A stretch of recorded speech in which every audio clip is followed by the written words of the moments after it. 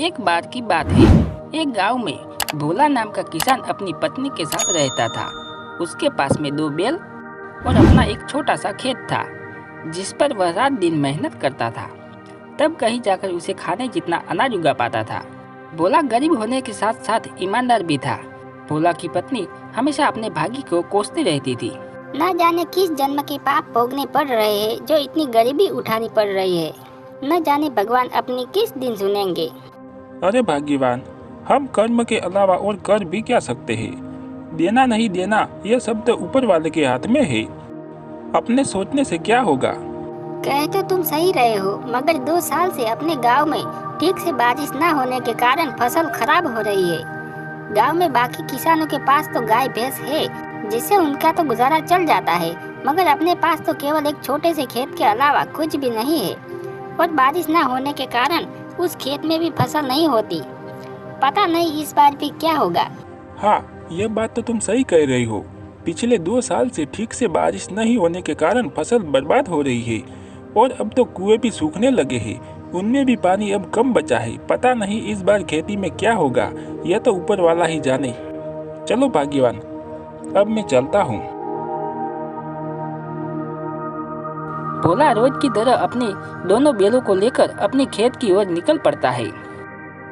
भोला भले ही गरीब था, मगर बहुत ईमानदार था। वह दूसरों का भला ज्यादा सोचता था और वह हमेशा अच्छे कर्म करने की समझ रखता था।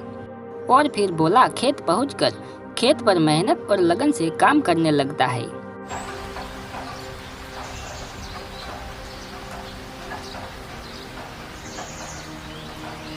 फिर थोड़ी देर बाद अरे, इतनी धूप में काम करने के बाद अब मुझे भूख लग रही है और अब तो मेरे ये दोनों बैल भी थक गए हैं। एक काम करता हूँ, मैंने अपने आधे खेत की तो जुताई कर ली है और आधे खेत की जुताई अब मैं कल कर लूँगा। मेरे ये बेचारे बैल भी थक गए हैं। चलो चलो, अब हम घर चलते हैं। भोला खुद से ज्यादा अपने बैलों का ख्याल रखता था। वह अपने बैलों से ज्यादा काम नहीं करवाता था। भोला अपने घर पहुंच जाता है।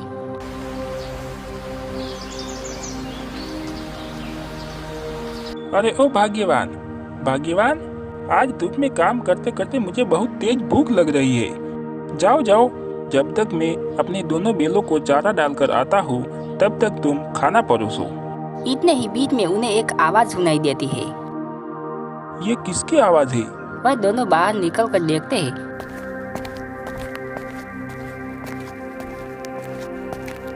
तो एक साधु महाराज उनके घर के बाहर भिक्षा मांगने के लिए खड़े थे।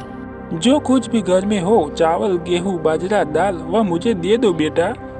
अरे साधु महाराज, हम सब पहले से ही कितने गरीब हैं। हम जैसे तैसे करके अपना जीवन गुजार रहे हैं। ऐसे में हम आपको कहाँ से दान दें? गरीब किसान की स्थिति देखकर बाबा जी समझ चुके थे और बोले, कोई बात नहीं बेटा, कोई बात नहीं, ठीक है बेटा, अब मैं चलता हूँ। मैं किसी और से भिक्षा मांग कर खा लूँगा। अरे भाग्यवान, अपने घर में बाबा को देने लायक कुछ भोजन है क्या? क्या? अपने घर में कहाँ से आएगा? अपने घर में बाबा को देने लायक कुछ भी नहीं है। केवल थोड़े से चावल थे जो तुम्हारे लिए बने हैं। अगर वह बाबा को दे देंगे तो तुम्हें भूखा रहना पड़ेगा। रुकिए बाबा, भाग्यवान, जाओ, जो मेरे हिस्से का भोजन है वह जाकर बाबा को दे दो। मगर फिर तुम क्या खाओगे? अगर बाबा को तुम भोजन दे दोगे, फिर घर में एक अन्न का दाना नहीं है, तुम्हें भूखा रहना होगा।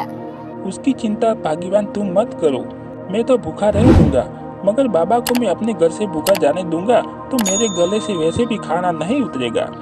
जाओ, तुम बाबा के लिए वह भोजन ले आओ। भोला की पत्नी बाबा के लिए खाना लेने घर के अंदर जाती है। भोला की पत्नी भोला की बात के अनुसार भोला के हिस्से का खाना बाबा को दे देती है। ये लो बाबा, भोजन कर लो। धन्यवाद बेटा, धन्यवाद। भले ही तेरे अभी बुरे दिन चल रहे हैं, मगर ऊपर वाला सब देख रहा है। वह तेरी एक दिन अवश्य सुनेगा। बेटा धीरज रख।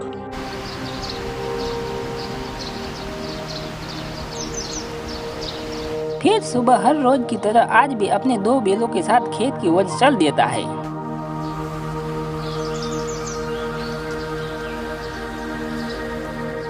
अपने खेत की जुताई कर ही रहा था, उतने में एक अमीर व्यक्ति भोला के खेत के किनारे से गुजर रहा था। और भोला के पास आकर कहता है, अरे भाई, यहाँ आसपास कहीं पानी है?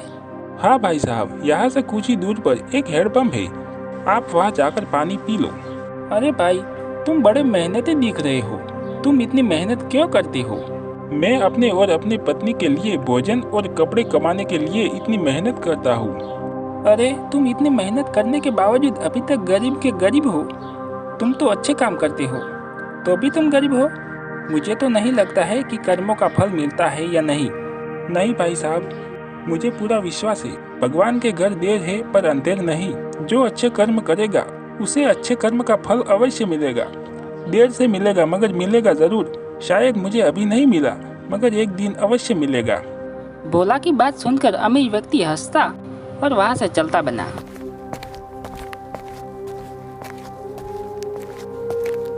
भोला ने अपनी मेहनत जारी रखी, मगर खेत को जोतते जोतते अचानक से भोले का पैर हल के नीचे आ जाता है, जिस कारण भोले का पैर कट जाता है। भोला दर्द के मारे जूझ उठा। अरे भगवान, मेरा पैर तो कट गया।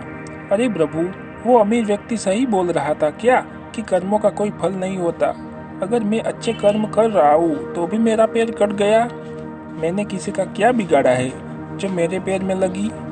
जैसे तैसे भोला अपने घर पहुंचा और अपनी पत्नी को जो उसके साथ हुआ वह सारी बातें भोला ने अपनी पत्नी को बताई।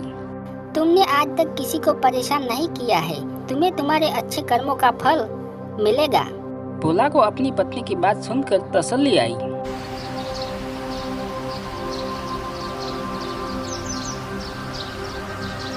फिर अगले दिन भोला जख्मी होने के बाद भी दोनों बैलों को खेत की ओर ले जाता है।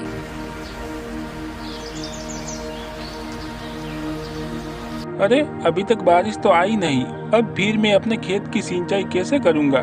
चलो एक काम करता हूँ, अपने खेत के कुएं में जाकर देखता हूँ उसमें कितना पानी है। अगर उसमें पानी हुआ तो अपने खेत की सिंचाई करूँगा। भोला अपने खेत के कुएं के पास में जाता है।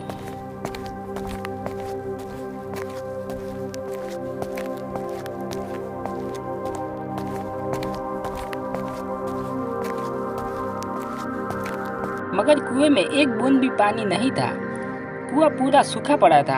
अरे मेरा खेत का कुआं तो पूरी तरह से सूख गया है। अरे भगवान, ये कैसी परीक्षा ले रहे हो? घर में अन्न का एक दाना नहीं और अब तो मेरा कुआं भी सूख गया है। इस बार मैं खेती कैसे करूँगा भगवान? एक काम करता हूँ, मैं अपने कुएं के अंदर जाकर खुदाई करता हूँ, शायद पानी निकल जाए। हे भगवान, कृपा करना प्रभु। इतना कहकर भोला कुएं के अंदर उतरकर खुदाई शुरू करता है। थोड़े समय बाद अचानक से कुएं के एक पत्थर के अंदर से पानी निकलने लगता है। यह पानी कहाँ से आया? मुझे तो अपनी आंखों पर विश्वास ही नहीं होता। मुझे तो लगता है यह सब मेरे अच्छे कर्मों का फल है जो मुझे मिला। भाग्यवान सही कह रही थी कि तुम्हें तुम्हारे अच्छे कर्म का फल अवश्य मिलेगा। ऊपर वाले ने मेरी सुन ली। इस पानी से तो अब मैं अपने खेत की सिंचाई अच्छी तरह से कर सकूंगा। भोला की खुशी का कोई जवाब नहीं था। भोला पानी को देखकर बहुत खुश हो गया।